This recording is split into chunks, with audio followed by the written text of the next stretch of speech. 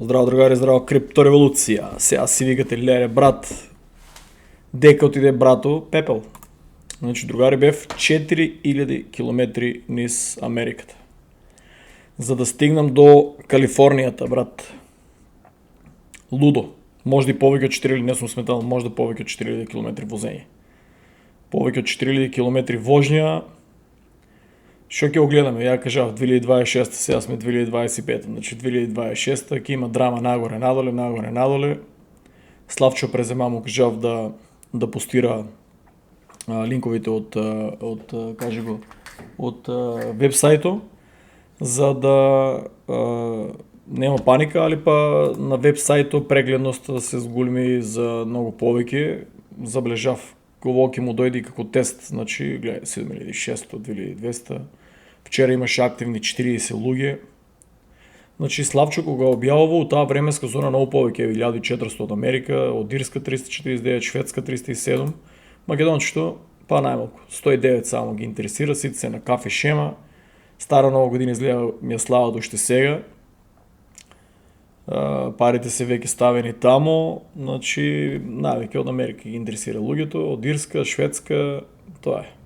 Германија, Англија и Бугарија доста паднаа.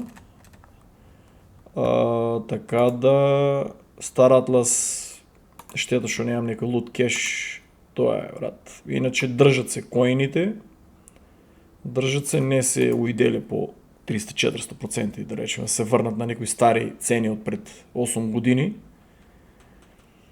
Така да нема центи ништо, тоа е таа технологија, кој има пари, тоест кој не планира да троши пари за нова година, да си ја слави од домашна атмосфера скромно, ќе има доста да натоваре и да му се смени животот. Кој сака да си оде на нова година, да смене само мал дел од цигари, кафе шема и алкохол, значи да си смене. Ама да не кукат упораки, брат, шо биде, многу бавно се качува, па за побрзо портфолиото да се испунува и за пензија, треба големи суми на пари. Тоа е крипто.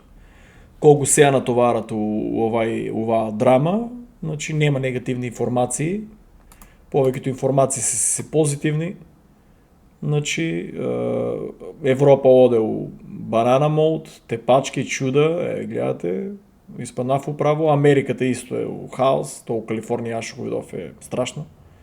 Значи Лас Вегас да се посете, ќе зборам на таа тема сега само да... Лас Вегас да се посете, у декември месец е интересно, дека цените се толку многу лоу на тие шоу да се видат, што е доста интересно, посебно сферата, тоа беше science fiction, ќе снимам видео, али ово е само за преглед, гледате.